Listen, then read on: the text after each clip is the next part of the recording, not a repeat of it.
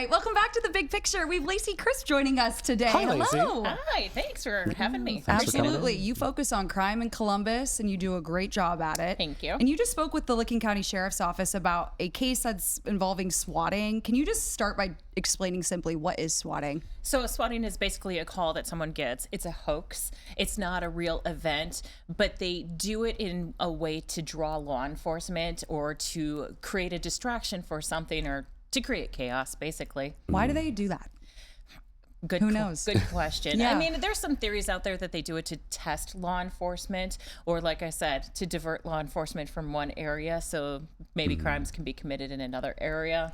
Because it takes up a lot of resources, especially the ones we've seen in Huntington Local, down in Ross County, and even just a couple weeks ago when we had those called in all around Franklin with Bexley and Columbus, etc. Yeah, especially when you have the smaller communities that don't have a ton of resources, like outside of Columbus. Yeah. When we're talking about Licking County or we're talking about Huntington, you're talking about having most resources. If there's a threat at its school, they have to act like it's real. So they're going to send everyone there. Right, because most of these calls, it feels like, are always something pretty severe. It's not a minor disturbance No, it's call. like someone's been shot and killed, there's a bomb. Right. They're always dramatic like that. Yeah, so the case that I'm talking about, a woman was at a gas station, and this is a little different because usually it's an automated voice or overseas voice where they VPN from a different country. This one was actually there, and she claimed an elderly woman was being robbed, and she told police to hurry up because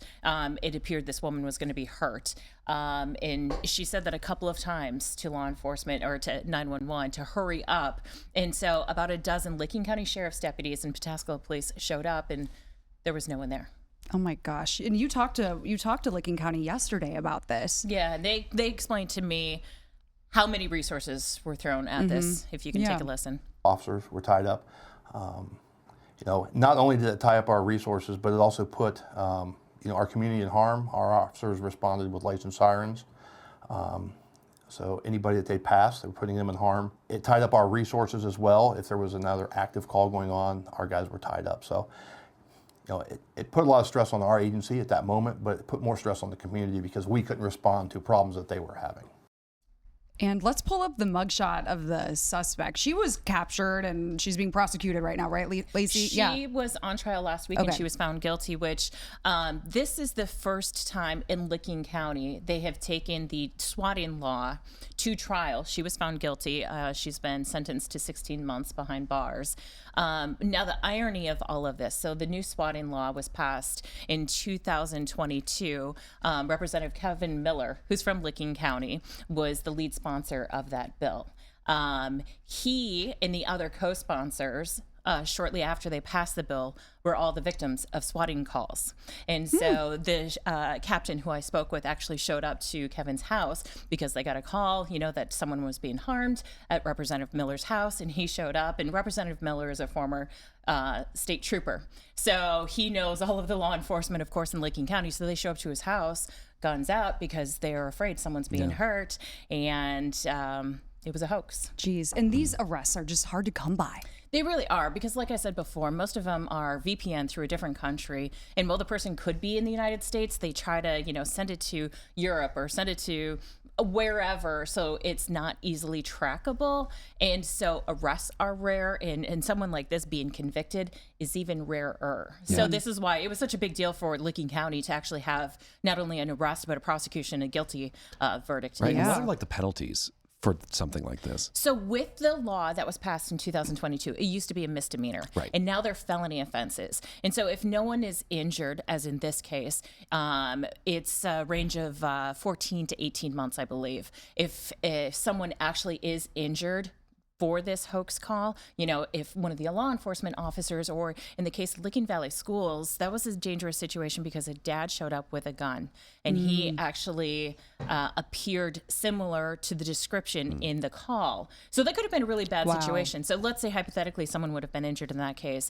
then it goes up to a second-degree felony. So they're obviously facing a lot more time. And this is what Licking County had to say about those arrests not being common. I don't think arrests are that common. Just in the recent last couple of weeks, there's been bomb threats made to schools, not within Licking County, But in the surrounding counties, it's very difficult to investigate that and come to an end. Usually it hits with some server in some foreign country.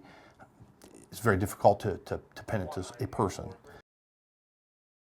Geez, just like a scam when you get your money stolen. It's like they cannot track it back to these overseas servers. And you've mentioned that, in the event, like in this situation, no one was hurt, but there have been events around here that either people or pets have been hurt. Right. I covered a story back in July. You guys probably remember this, but on South Hamilton Road, there was a phone call to an address where Franklin County Sheriff's deputies showed up, and the 911 call was that a man and woman had been shot and killed. So they're obviously responding full forces to this house, and there were dogs in the house, and they didn't know what exactly was going on with that situation. And a couple dogs ended up getting shot and killed by it. So Franklin County Sheriff's Office, they are still investigating that. They don't know who called 911. So no one was shot and killed, but it's happening a lot more frequently. It highlights how fast these things can go sideways. Right. Well, and they're becoming more and more prevalent. Yeah, I think especially this time of year. I think the weather's supposed to get warm finally. Yes, eventually. finally. We hope. It's supposed to be in the 70s this weekend. Apparently, we'll see. But I think when the weather starts warming up, I think you see more of these, especially at the schools. Okay. Well, thank you for coming on today. Have me anytime. Okay.